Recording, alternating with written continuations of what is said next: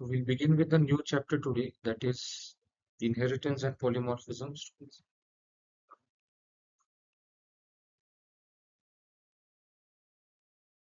So मैं क्या करता हूँ, पिछले बैच के नोट्स ओपन करता हूँ और वहीं से एक्सप्लेन करता हूँ डिटेल में उसके थियरी पार्ट, फिर प्रोग्राम सॉल्व करते हैं।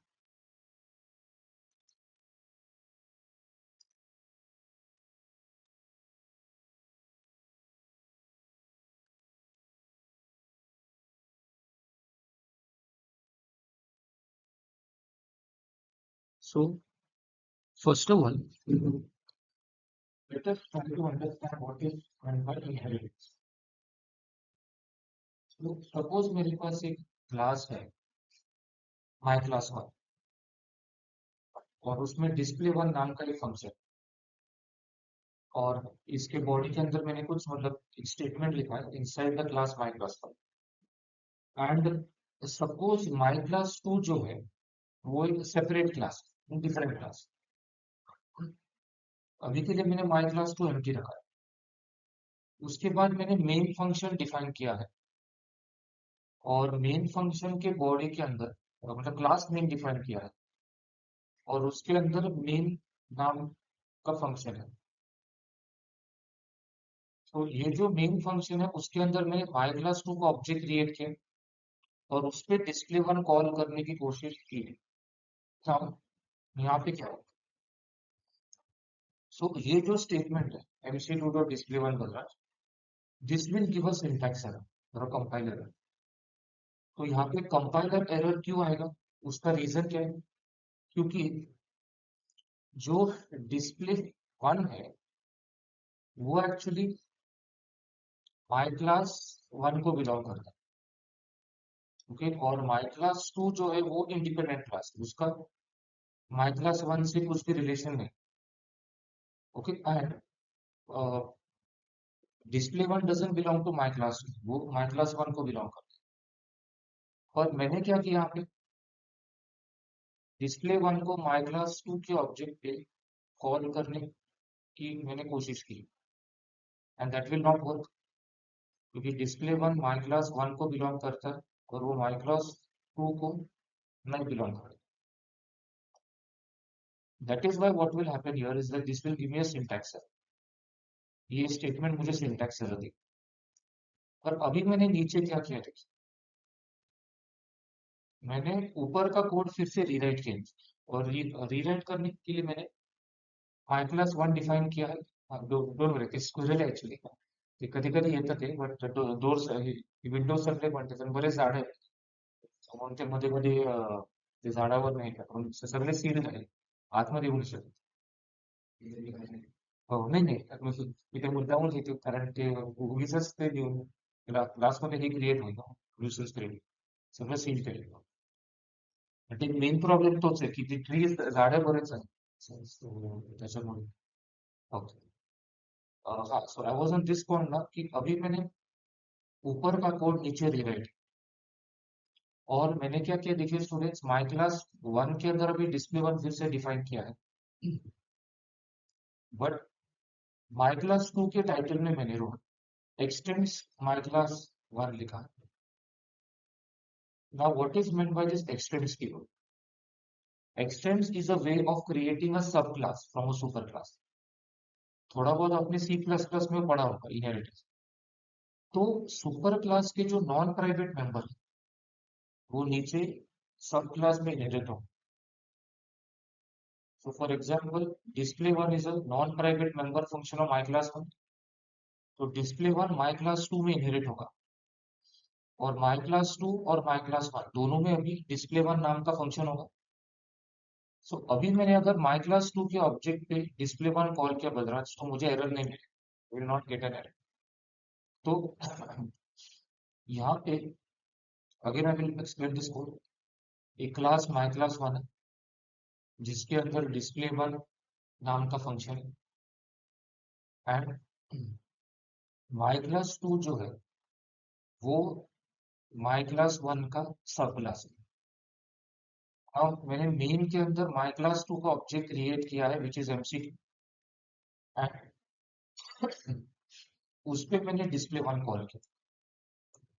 तो अभी बिकॉज प्रीवियस कोड में ये स्टेटमेंट ने मुझे एरर दिया था, और इस बार ये स्टेटमेंट मुझे सिंटैक्स एरर नहीं देगा। ये स्टेटमेंट मुझे सिंटैक्स एरर नहीं देगा। अभी ये स्टेटमेंट मुझे सिंटैक्स एरर जो है वो क्यों नहीं देगा? क्योंकि माई क्लास 2 को मैंने as a sub class of my class 1 create किया। Extend is the keyword in Java for creating a sub class. तो माई क्लास 1 सुपर क्लास बन गया, माई क्लास 2 सब क्लास बन गया। सुपर क्लास के जो नॉन प्राइवेट मेंबर वो सब क्लास में इनहेरिट हो गए। इस केस में डिस्प्ले वन का एक्सेस मॉडिफायर क्या है? It is not private. वो सी प्लस प्लस जैसा नहीं होता कि अगर मैंने प्राइवेट पब्लिक प्रोटेक्टेड कुछ लिखा है तब वो ऑटोमेटिकली प्राइवेट कंसिडर होता है सी प्लस प्लस। पर यहाँ पे ऐसा कुछ नहीं होता। यहाँ पे उसका एक्सेस मॉडिफायर डिफॉल्ट होता है। मतलब अगर मैंने वो तीनों कीवर्ड यूज नहीं की तो that is called default access modifier.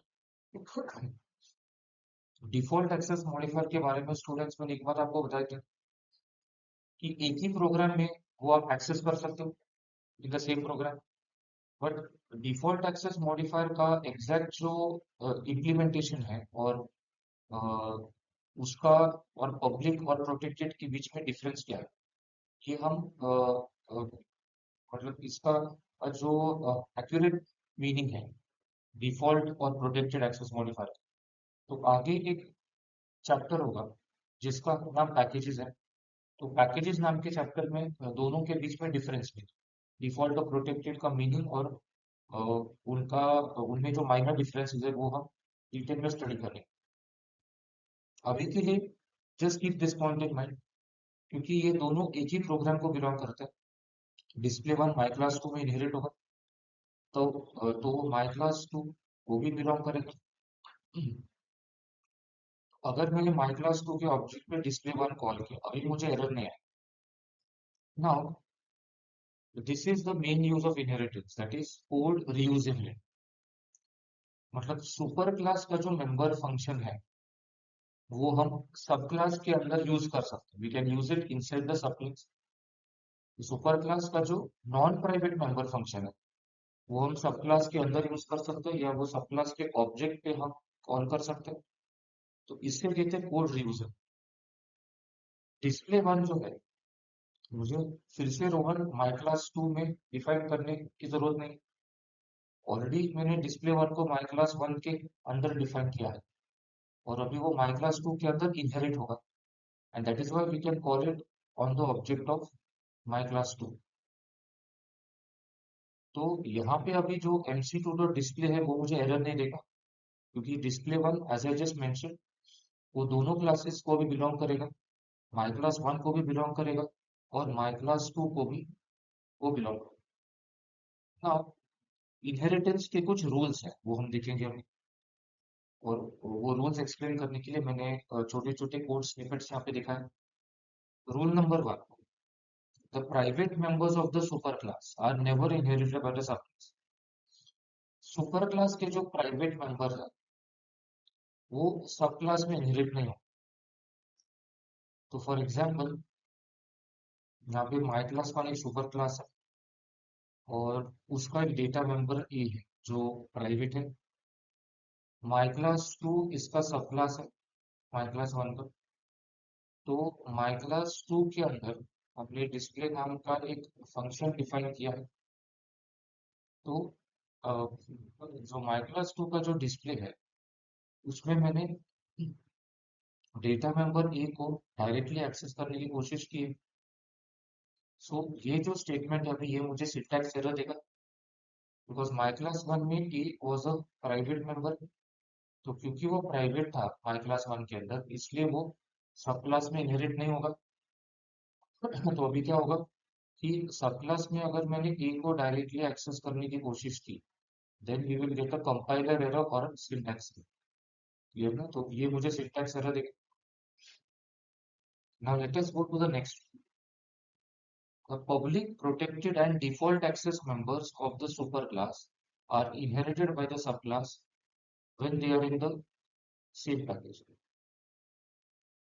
तो इसको भी मैंने फिर एग्जाम्पल एक्सप्लेन किया।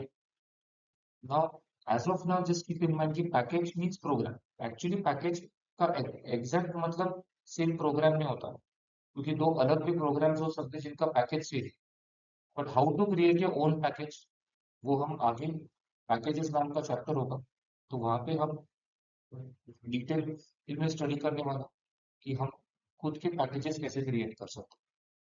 अब तक हमने प्री डिफाइंड पैकेजेस बहुत यूज किए थे और आगे भी बहुत यूज करेंगे, पर ये जो पैकेजेस चैप्टर है उसमें मैं आपको एक्सप्लेन करूंगा, पढ़ाऊंगा कि हम हमारे खुद के जो पैकेजेस है जिसे यूजर डिफाइंड पैकेजेस कहते हैं वो हम कैसे क्रिएट कर सकते हैं।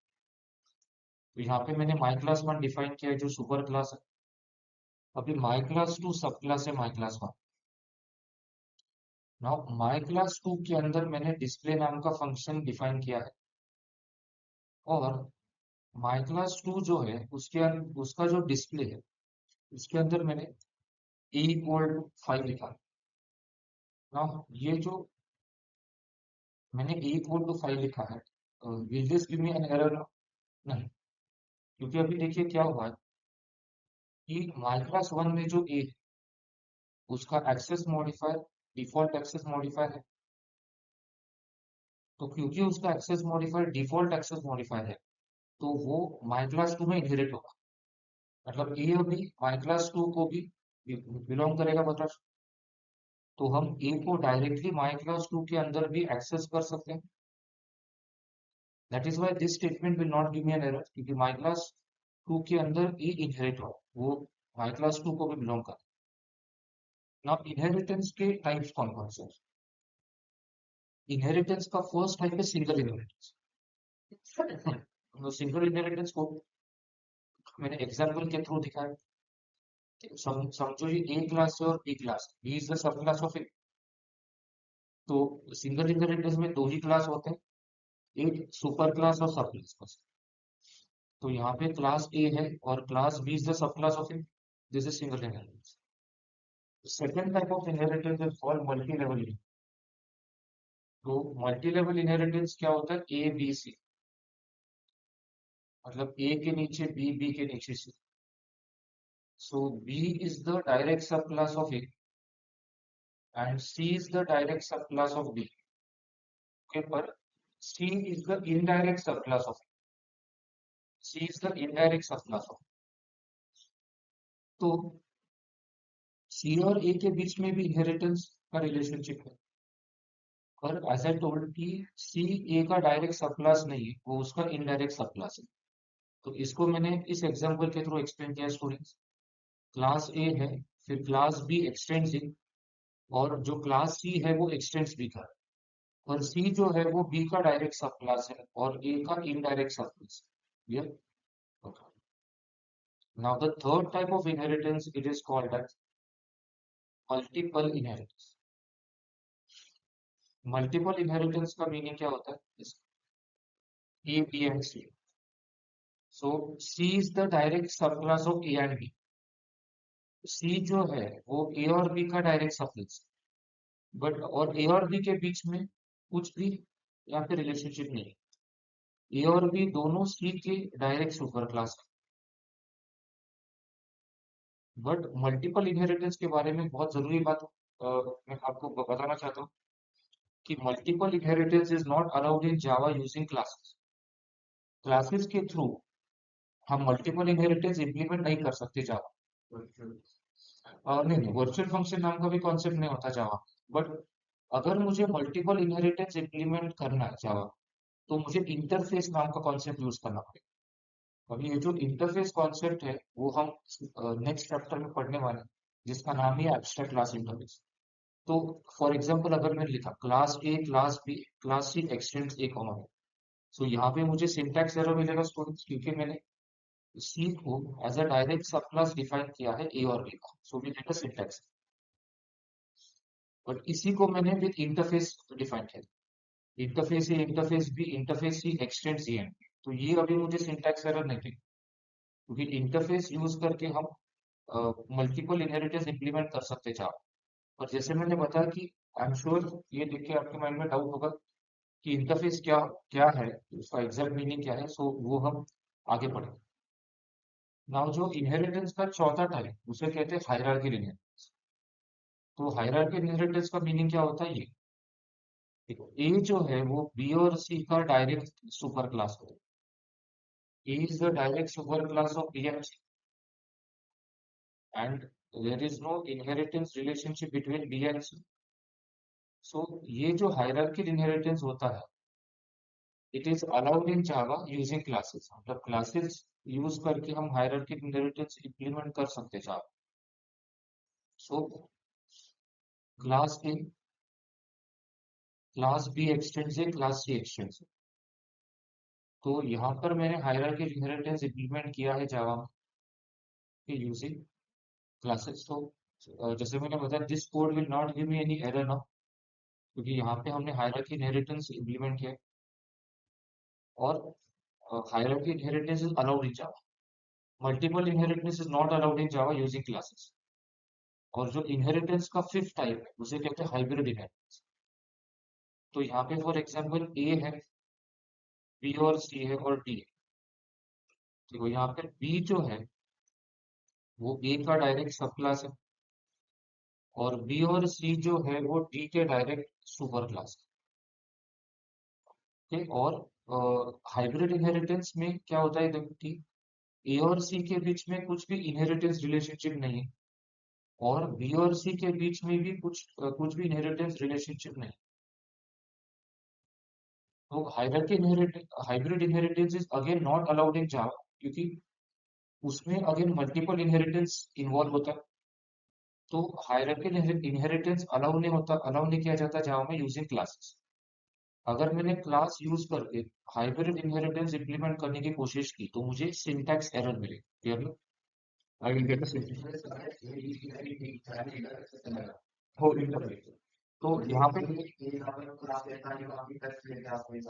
नाही, म्हणजे इथे फॉर एक्झाम्पल इंटरफेस ए आहे, आणि इंटरफेस बी आहे, इंटरफेस सी आणि इंटरफेस डी एक्सटेन्शन्स. आता ॲज अ इंटरफेसचे अजून डिटेलमध्ये पॉईंट्स, एक्झॅक्ट मिनिंग आणि सगळ्यांना पुढे बघणार जाऊ. सो आतासाठी फक्त हे तुम्ही एकच गोष्ट लक्षात ठेवा की इंटरफेसचा जो यूज आहे तो मल्टिपल इनहेरिटन्स इम्प्लिमेंट करण्यासाठी असतो, आणि इंटरफेस एक स्पेशल टाइप ऑफ क्लास असतो. ना एक और एक बहुत इंपॉर्टेंट रूल है जावा, ऑब्जेक्ट नाम का क्लास होता है Java, this a predefined class called object class. अभी ये जो ऑब्जेक्ट क्लास होता है वो जावा डॉट लैंग पैकेज को बिलोंग करता है, and it is the super class of every class in Java. So object class जो होता है, it is a predefined class in Java, और वो जावा डॉट लैंग पैकेज को belong करता है, और वो सारे क्लासेस का सुपर क्लास कंसिडर. तो फॉर एग्जांपल इस केस में class A is considered as a sub class of object class, and class B is also considered as the indirect sub class of the object. ठीक है? Now और एक rule है इसमें. Now ये जो वन मोर, ये जो ऑब्जेक्ट क्लास मैंने लिखा है, it is not the object concept. जो कॉन्सेप्ट ऑब्जेक्ट है उसके बारे में मैं बात नहीं कहा. एक प्री डिफाइंड क्लास ये बन रहा है जिसका नाम ऑब्जेक्ट क्लास है, और वो जावा डॉट लैंग पैकेज को बिलोंग करता है. नाउ और एक रूल यहाँ पे ऐसा है कि if a class is defined as final, we cannot define its subclass. अगर हमने एक क्लास को फाइनल डिफाइन किया तो हम उसका सब क्लास क्रिएट नहीं कर सकते. फॉर एग्जाम्पल यहाँ पे मैंने एक क्लास ए डिफाइन किया है, और मैंने ए के टाइटल में मैंने ए के टाइटल में फाइनल कीवर्ड यूज किया. तो अगर मैंने एक क्लास को फाइनल डिफाइन किया तो उसका मैं सब क्लास क्रिएट नहीं कर सकता. तो इसलिए ये मुझे सिंटैक्स एरर है, क्योंकि मैंने बी को as a sub class of A define करने की कोशिश की है, but A already final class है, और फाइनल क्लास का हम सब क्लास क्रिएट नहीं कर सकते. So you'll will get a syntax error. Now कुछ ऐसे प्री डिफाइंड क्लासेस होते हैं जावा में. नाही, फायनल मी की फर्स्ट चॅप्टर मध्ये फायनल नावाचं जो व्हेरिएबल आहे ते तुम्हाला एक्सप्लेन केलं.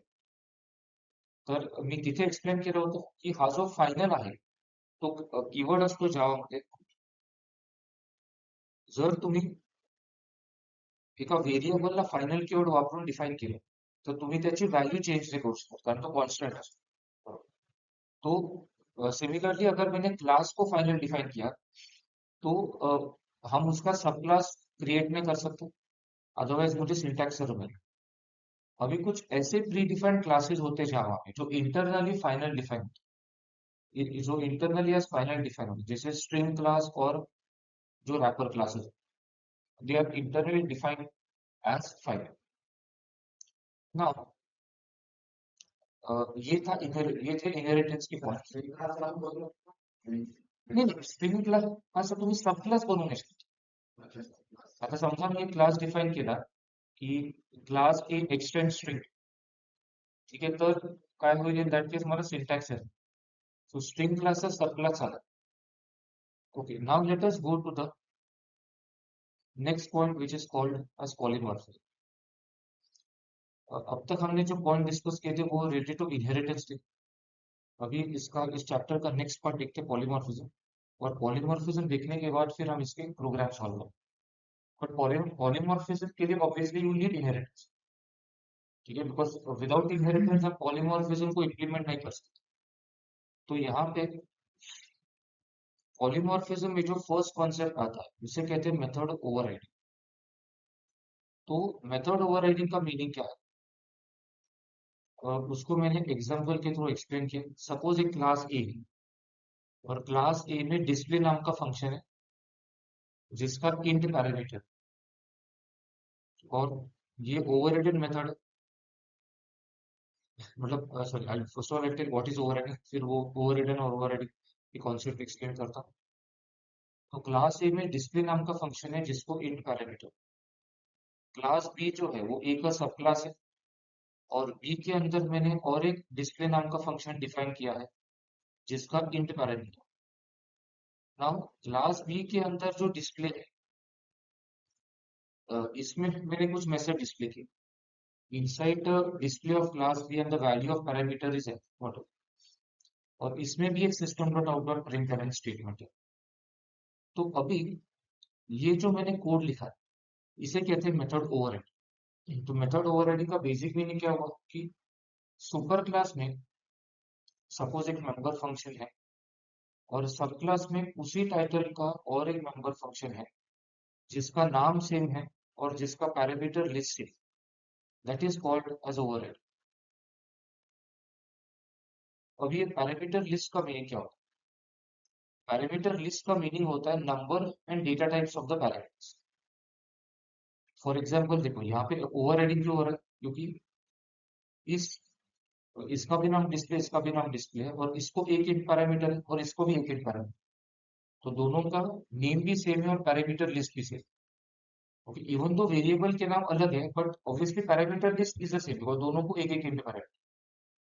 सो ऊपर वाला मतलब जो ए का जो डिस्प्ले फंक्शन है that is called as the overridden function. A के अंदर जो डिस्प्ले है उसे हम ओवर रिडन फंक्शन कहते हैं, और बी के अंदर मतलब सब क्लास के अंदर जो फंक्शन है उसे हम ओवरराइडिंग फंक्शन कहते हैं. So keep this point in mind students की सुपर क्लास का जो फंक्शन है उसे ओवररिडन फंक्शन कहते हैं और सब क्लास में अगर उसी टाइटल का और एक मेंबर फंक्शन है उसे ओवरराइडिंग फंक्शन कहते हैं. नाउ यहाँ पे इसी प्रोग्राम में मैंने और कुछ लिखा है. मैंने क्लास मेन डिफाइन किया है और उसमें मेन फंक्शन मैंने डिफाइन किया. अभी मेन फंक्शन के अंदर पहले मैंने ए क्लास का ऑब्जेक्ट क्रिएट किया है और फिर बी क्लास का ऑब्जेक्ट क्रिएट किया. अब ये जो मैंने ए क्लास का ऑब्जेक्ट क्रिएट किया मैंने इस पे डिस्प्ले फंक्शन कॉल किया बराबर, और इसमें 5 पास किया, और बी क्लास का ऑब्जेक्ट बी1 उस पे भी डिस्प्ले कॉल करके 9 पास किया. अब ये जो a1 डॉट डिस्प्ले 5 है ये क्या करेगा, मतलब ये कौन सा डिस्प्ले कॉल करेगा. So, यहाँ पे ये जो डिस्प्ले कॉल हुआ है वो ए के ऑब्जेक्ट पे कॉल हुआ है तो ये ए का डिस्प्ले कॉल करेगा और ये मैसेज डिस्प्ले। और यहाँ पे जो b1 डॉट डिस्प्ले मैंने लिखा है, ये कौन सा डिस्प्ले कॉल करेगा? Class B, sub class B के अंदर जो डिस्प्ले फंक्शन मैंने डिफाइन किया है वो यहाँ पे कॉल होगा स्टूडेंट्स, और यहाँ पे उसका आउटपुट प्रिंट हो। तो यहाँ पे बेस्ड ऑन द ऑब्जेक्ट जिस पे आपने वो डिस्प्ले कॉल किया है, उस क्लास का डिस्प्ले कॉल हो रहा है।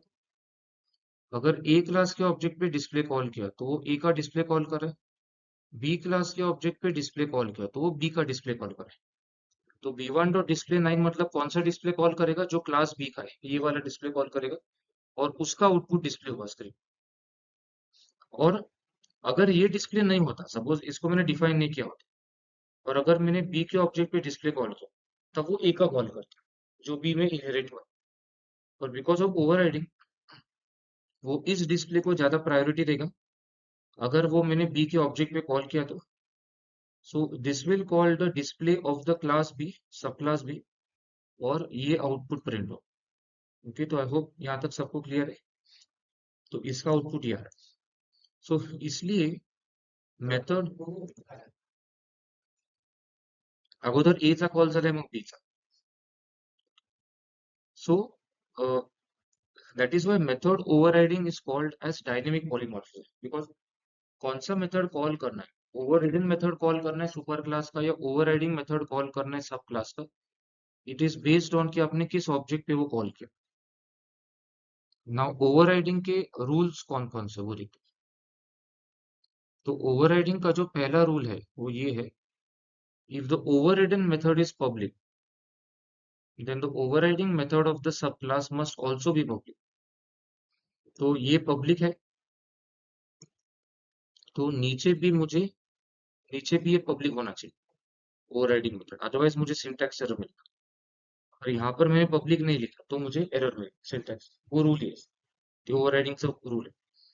ओवरराइडिंग का सेकंड रूल ये है, if a super class overriding method is having default access modifier, then the subclass overriding method can be public, protected or default। For example यहाँ पे जो डिस्प्ले है इसका एक्सेस मॉडिफायर डिफॉल्ट है।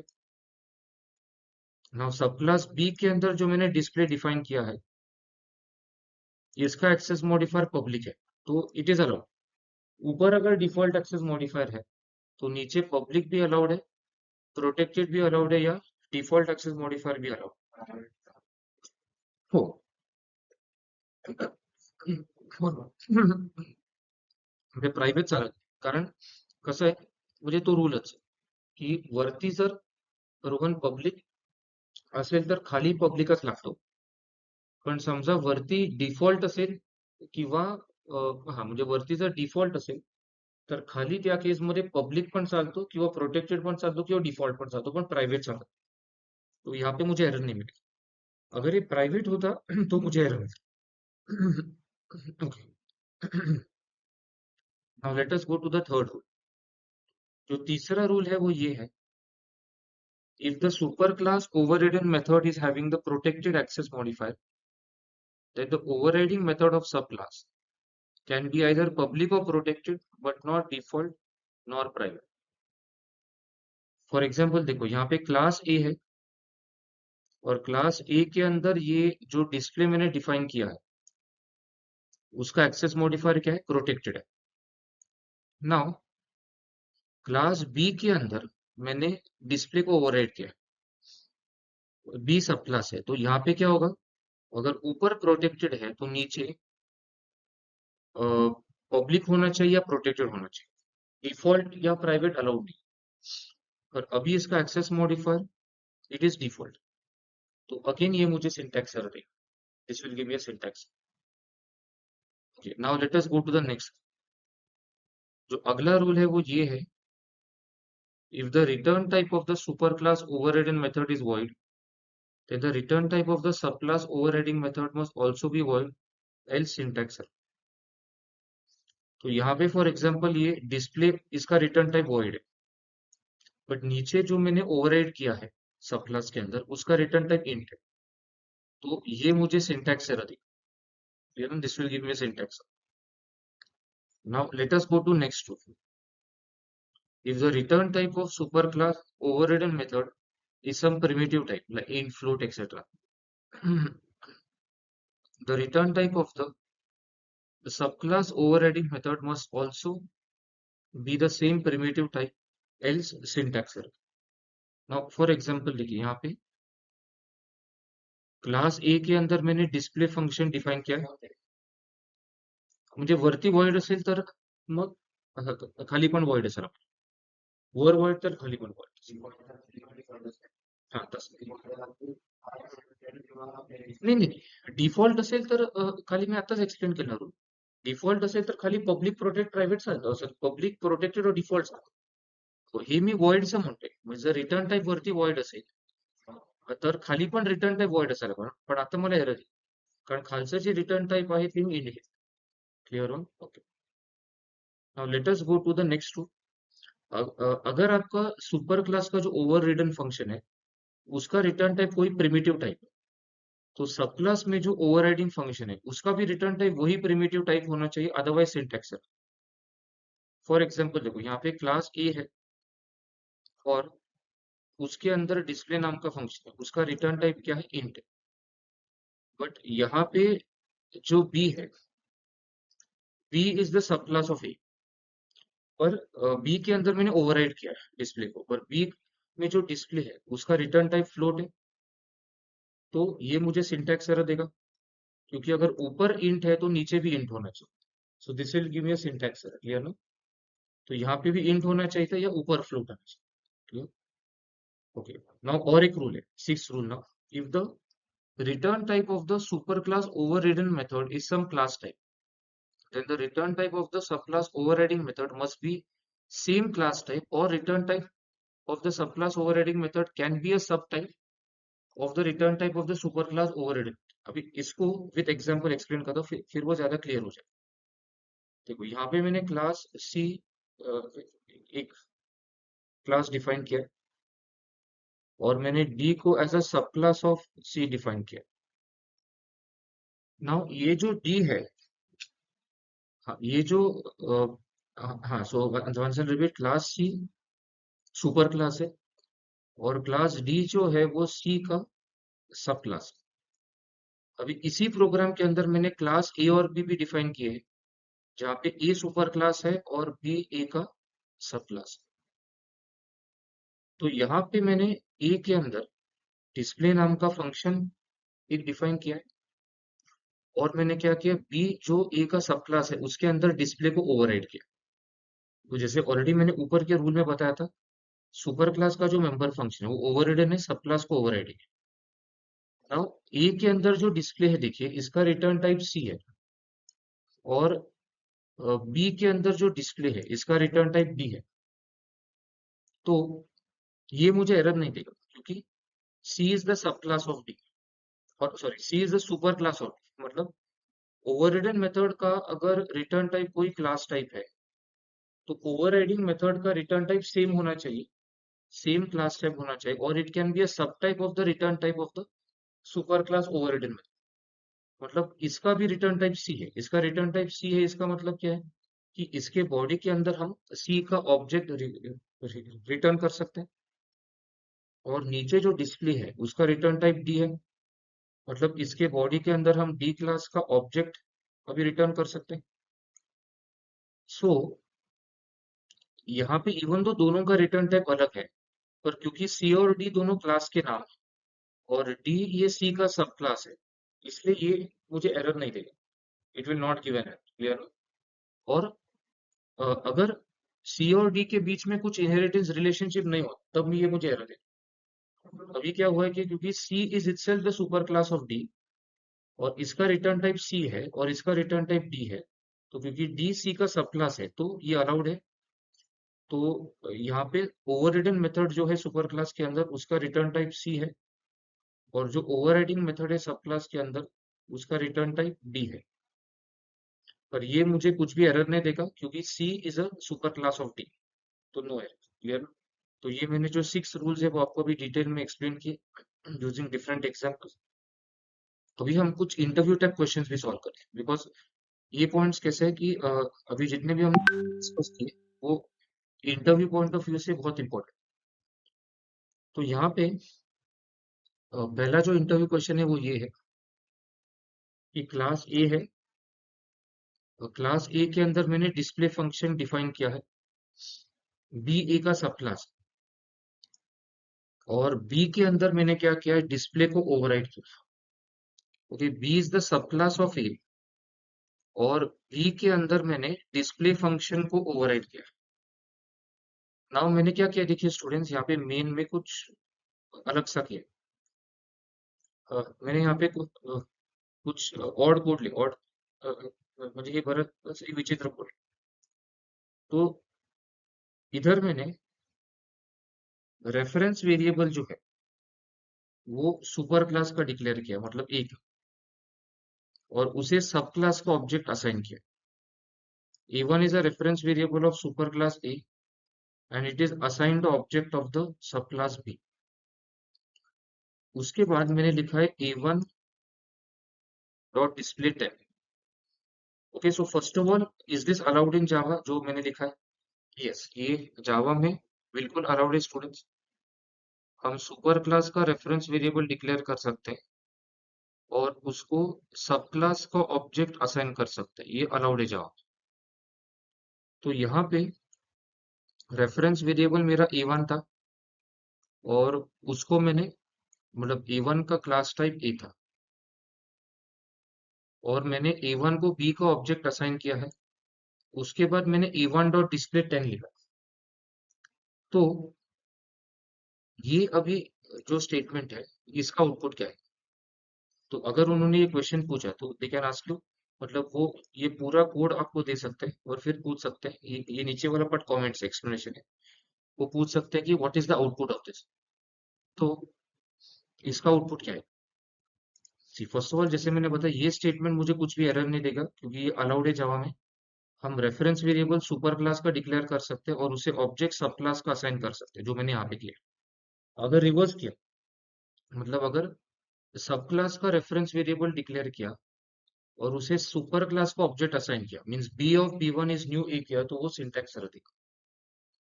और ये स्टेटमेंट मुझे सिंटैक्स एरर नहीं देगा क्योंकि A1 is a reference variable of class A and it is assigned object of the sub class B.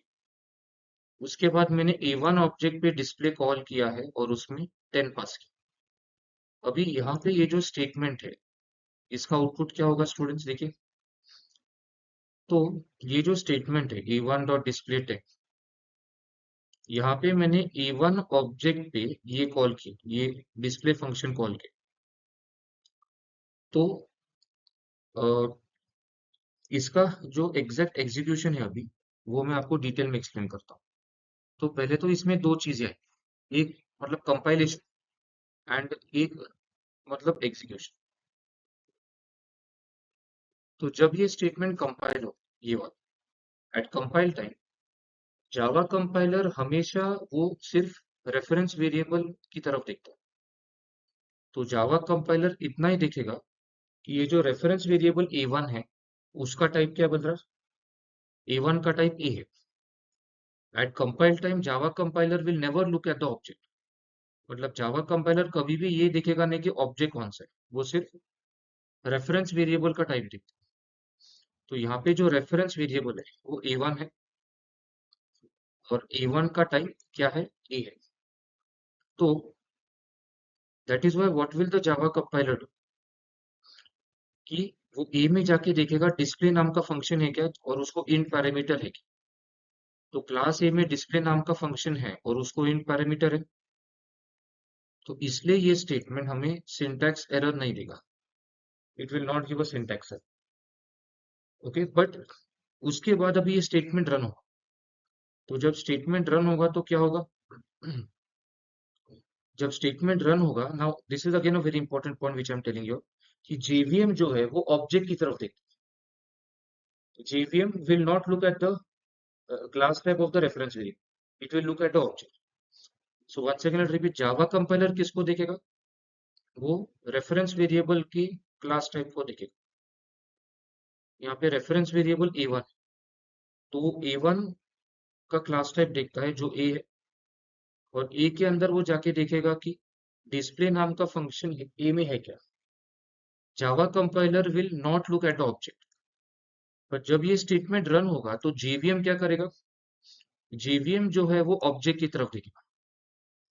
तो यहाँ पे जो ऑब्जेक्ट है वो कौन सा बी है, तो जेवीएम अभी किसका डिस्प्ले कॉल करेगा? बी का डिस्प्ले कॉल, क्योंकि ऑब्जेक्ट बी का है, इसलिए डिस्प्ले फंक्शन क्लास बी का कॉल होगा, तो ये आउटपुट प्रिंट, क्लियर ना? सो ऑलवेज रिमेंबर स्टूडेंट्स की मेथड ओवरराइडिंग कौन सा मेथड कॉल कर, सुपर क्लास का या सब क्लास का? It is dependent on the class type of the object to which the reference variable is accessible. अभी यहाँ पर हम और एक क्वेश्चन देखते हैं। ये क्लास ए है और ये क्लास बी एक्सटेंड्स ए। नाउ बी के अंदर डिस्प्ले है और ए के अंदर डिस्प्ले नाम का कोई भी फंक्शन नहीं है। और उसके बाद मैंने क्या किया यहाँ पे, मेन के अंदर again reference variable a1 declare किया है ऑफ क्लास ए, और उसको बी का ऑब्जेक्ट असाइन किया। और उसके बाद ऍज आय टोल्ड बीचा मी तेच म्हणलं की बीचा कॉलचा, ओके, बिकॉज तो फक्त बीचा बघतो हा. कुठे इथे एरर दिला. हाँ, सो मैं तेज सांगणार होतो, तेच मी एक्सप्लेन करणार होतो. तो यहाँ पे सिंटैक्स एरर क्यों आएगा इस कोड में? सेकंड, अब ये एग्जांपल अलग है, अब वेगळा क्वेश्चन. जैसे मैंने बताया Java compiler will only look at the class type of the reference variable. तो इथे रेफरेंस वेरिएबलचा क्लास टाइप काय आहे? ए आहे. So Java compiler doesn't look at the object. Compile time पे जावा कंपाइलर इतना ही चेक करेगा कि ए1 का टाइप क्या है, जो ए है. अभी वो क्लास ए में जाके देखेगा कि ए में डिस्प्ले नाम का फंक्शन है क्या, बट ए में there is no function called display. और जैसे मैंने बताया जावा कंपाइलर कभी भी ऑब्जेक्ट को नहीं देखता, इसलिए ये स्टेटमेंट मुझे अभी syntax error they. So that is why this will give me a syntax error, because even though ये बी का ऑब्जेक्ट एक्सेस कर रहा है और डिस्प्ले बी के अंदर, और जावा कंपाइलर हमेशा रेफरेंस वेरिएबल का टाइप देखता है, और यहाँ पे रेफरेंस वेरिएबल a1 है और उसका टाइप ए है. Okay, so that is why, because A के अंदर डिस्प्ले नाम का कोई भी फंक्शन नहीं है, इसलिए ये मुझे एरर दे. अभी और एक क्वेश्चन सॉल्व करते हैं. अगेन जो ऊपर वाला कोड है, हा था हा एक वेगळा क्वेश्चन. ऊपर वाला जो कोड है मैंने नीचे रीराइट किया. क्लास ए है, क्लास बी एक्सटेंड्स ए, और बी के अंदर डिस्प्ले फंक्शन, ए के अंदर डिस्प्ले नहीं. मेन फंक्शन के बॉडी के अंदर मैंने a1 variable reference variable declare किया है क्लास ए का, और मैंने उसको बी का ऑब्जेक्ट असाइन किया. और फिर मैंने यहाँ पे अगेन a1 पे डिस्प्ले कॉल किया, बट उसके पहले मैंने उसको क्या किया है, मैंने a1 को b में टाइपकास्ट किया, बरोबर. So, मैंने a1 को b में टाइपकास्ट किया और फिर मैंने डिस्प्ले कॉल किया. अभी स्टूडेंट इसका आउटपुट क्या आएगा? तो यहाँ पे you will be surprise to know कि मुझे सिंटैक्स एरर नहीं मिलेगा. तो यहाँ पे मुझे सिंटैक्स एरर क्यों नहीं मिलेगा, और ये सक्सेसफुली रन भी होगा, क्योंकि मैंने अभी टाइपकास्टिंग की. सो अगेन जब ये स्टेटमेंट कंपाइल होगा, at compile time Java compiler only looks at the class type of the reference variable. So यहाँ पे रेफरेंस वेरिएबल a1 है बदरस, a1 का टाइप a है. फिर जावा कंपाइलर चेक करता है a और b में क्या रिलेशन है. a is the super class of B wrong. So according to Java compiler ये जो मैंने टाइपकास्टिंग किया है वो करेक्ट. तो जावा कंपाइलर यहाँ पे कुछ भी एरर नहीं दे. हाँ, एंड देन वो बी में जाके देखेगा कि बी में डिस्प्ले क्या, कारण क्योंकि मैंने a1 को बी में टाइपकास्ट किया, तो बी में जाके देखेगा कि बी में डिस्प्ले उसे मिल रहा है क्या, यस. तो इसलिए ये स्टेटमेंट सिंटैक्टिकली करेक्ट है. और अभी उसके बाद जब ये स्टेटमेंट रन होगा तो क्या होगा, when the statement executes, at that time the java compiler will check the class type of the object to which this a1 is accessible. तो यहाँ पे a1 जो है वो b क्लास का ऑब्जेक्ट एक्सेस कर रहा है, और b के अंदर डिस्प्ले नाम का फंक्शन है. तो जेवीएम अगेन अभी किसका डिस्प्ले कॉल करेगा? बी का ही डिस्प्ले कॉल करेगा बलराज. और यहाँ पे बी का आउटपुट प्रिंट होगा, सो इसका आउटपुट ये आएगा inside the display. I hope this is clear to you, up to clear. Okay, और एक क्वेश्चन देखते हैं. ये अलग अलग क्वेश्चन भी डिस्कस कर रहा हूँ, विच आर वेरी इंपॉर्टेंट. और एक क्वेश्चन ये है कि यहाँ पे मैंने हायरार्किकल इनहेरिटेंस यूज किया, मतलब ए क्लास है और उसके दो डायरेक्ट सब क्लास है बी और सी। बी में भी डिस्प्ले नाम का फंक्शन है, सी में भी डिस्प्ले नाम का फंक्शन है, और दोनों का इंट पैरामीटर। अब उसके बाद मैंने मेन क्लास के अंदर क्या किया है, मेन क्लास के अंदर मेन फंक्शन डिफाइन किया है, और मैंने यहाँ पे A1 का रेफरेंस वेरिएबल डिक्लेयर किया क्लास A का, और उसको C को ऑब्जेक्ट असाइन किया। उसके बाद नीचे मैंने A1 को B में टाइपकास्ट किया और उस पर डिस्प्ले कॉल किया। अभी इसका आउटपुट क्या है? So you will be surprise to know कि ये कोड हमें सिंटैक्स एरर नहीं देगा, पर ये रन टाइम एरर देगा, मतलब एक्सेप्शन देगा। अभी one thing I want to make clear कि सिंटैक्स एरर अलग होता है, रन टाइम एरर अलग अलग होता है। कुछ स्टूडेंट्स कभी कभी कहते हैं कि दोनों का भी एरर ही होता है, बट ऐसा नहीं। सिंटैक्स एरर अलग है और रन टाइम एरर अलग। सिंटैक्स एरर मतलब जैसे मैंने आपको बताया था कि it is a error in the syntax, और वो कंपाइल टाइम पे आता है। अभी यहाँ पे सिंटैक्स एरर क्यों नहीं आएगा, पहले वो देखते हैं। तो जैसे मैंने बताया, जब जावा कंपाइलर ये कंपाइल करेगा, एट कंपाइल टाइम वो चेक करेगा कि A1 का टाइप क्या है। A1 का टाइप ए है। जावा कंपाइलर कभी भी ऑब्जेक्ट की तरफ नहीं देखता। यहाँ पे A1 का टाइप ए है रोल, और A is a super class of B. तो अगेन ये जो मैंने टाइप कास्टिंग किया है वो बिल्कुल सही है। उसके बाद जावा कंपाइलर बी में जाके देखेगा कि डिस्प्ले फंक्शन है क्या, उसको डिस्प्ले मिल रहा है बी में, तो Java compiler will not give an error. पर जब ये स्टेटमेंट रन होगा, तो जेवीएम जो है वो क्या करेगा, जेवीएम चेक करेगा कि डिस्प्ले जो है वो मैंने किस पे कॉल किया, इस पे। बट जेवीएम जैसे मैंने बताया कि जेवीएम जो है वो ऑब्जेक्ट की तरफ देखता है। तो यहाँ पे ऑब्जेक्ट जो है वो क्लास सी का है, पर मैंने गलती से A1 को एक्सप्लिसिटली बी में टाइपकास्ट किया। सो इसलिए जेवीएम जो है वो यहाँ पर एक एक्सेप्शन देगा, that is called as class cast exception. हाँ, मजा रास्ता। सो अगर मैंने इसको सी में टाइपकास्ट किया, या अगर A1 बी को एक्सेस करे, then it will not give run time error. पर अभी ये रन टाइम एरर है, और वो एरर का नाम है class cast exception. Okay, and ये और एक लास्ट क्वेश्चन है। अभी ऊपर का एक कोड मैंने नीचे लिखा है, बट इसमें मैंने थोड़ा सा चेंज किया। तो मैंने चेंज क्या किया बताता हूँ। इसमें पुढच्या बॅचची एक लिंक ओपन करून ठेवतो.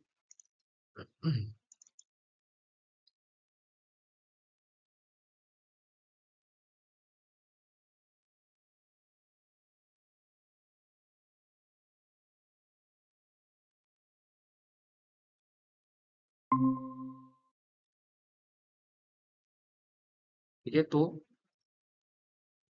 यहाँ पे देखिए, सो मैंने क्या किया, ऊपर का जो क्वेश्चन था उसको नीचे नियरली मतलब वही कोड रीराइट किया, सिर्फ थोड़ा सा चेंज किया। क्लास मेन के अंदर जो मेन फंक्शन डिफाइन किया है, उसमें मैंने अगेन A1 रेफरेंस वेरिएबल को सी क्लास का ऑब्जेक्ट मैंने असाइन किया है। और यहाँ पर मैंने इफ ब्लॉक यूज किया है, और मैंने एक कंडीशन चेक किया, A1 instance of B and else. तो अभी यहाँ पे क्या होगा, ये जो कंडीशन है, जो यहाँ पे मैं कंडीशन चेक कर रहा हूँ, तो ये जो कंडीशन है, ये क्या चेक करता है, इंस्टेंस ऑफ का मीनिंग क्या होता है। Instance of is a keyword in Java, और वो चेक करेगा कि A1 में कौन सा किस क्लास टाइप का ऑब्जेक्ट प्रेजेंट है, और वो class name is it same as B. तो अभी क्योंकि यहाँ पे A1 में सी क्लास का ऑब्जेक्ट प्रेजेंट है, और मैंने इसको बी से कंपेयर किया, तो ये कंडीशन फॉल्स होगा। ठीक है, this condition will be false.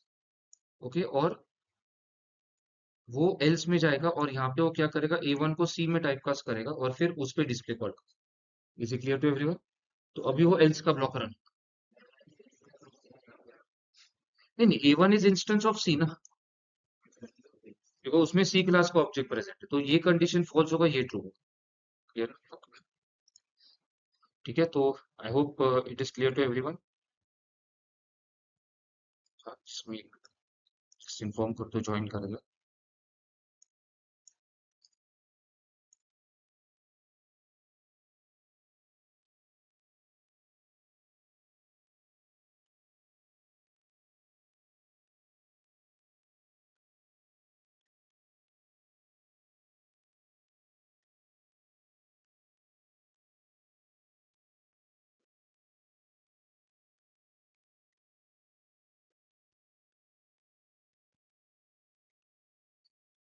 सो अभी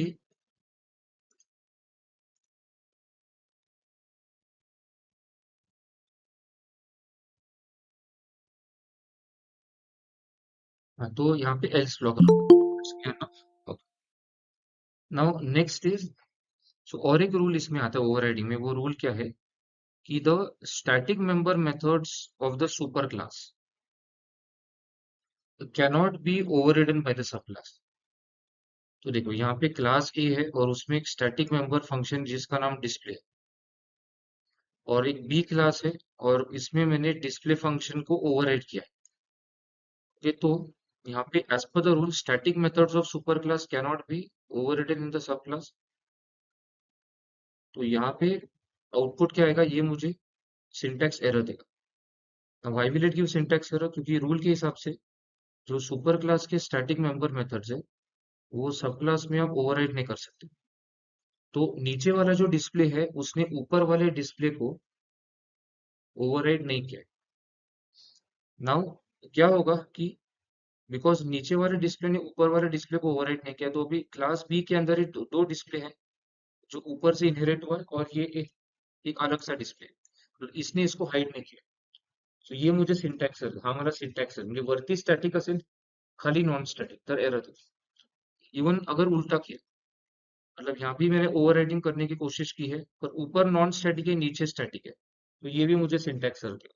पर यहाँ पे मैंने देखो और एक क्वेश्चन पूछा, अभी यहाँ पे ऊपर भी स्टैटिक है और नीचे भी स्टैटिक है, तो यहाँ पे क्या होगा?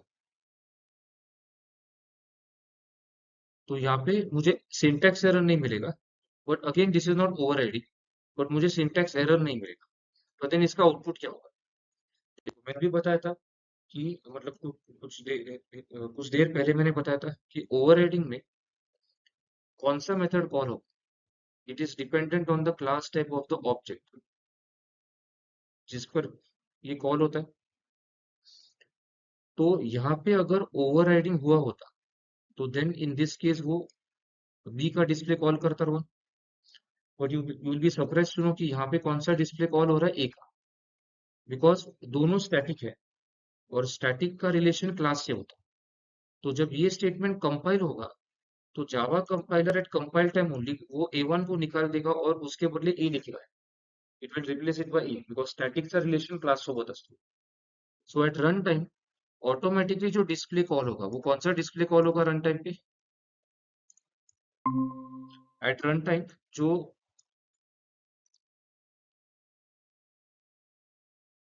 जो यहाँ पे डिस्प्ले कॉल होगा स्टूडेंट्स, वो कौन सा डिस्प्ले कॉल होगा?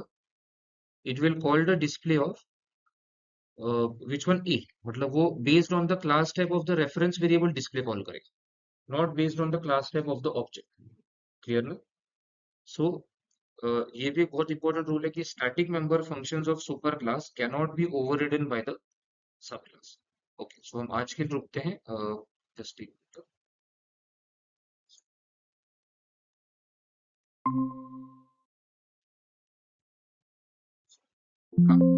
हॅलो मिका, आवाज येतोय माझा? Yes, sir. ओके, ठीक आहे, will just start in 1-2 minutes, inform others to join. Okay, सुरू करू मग।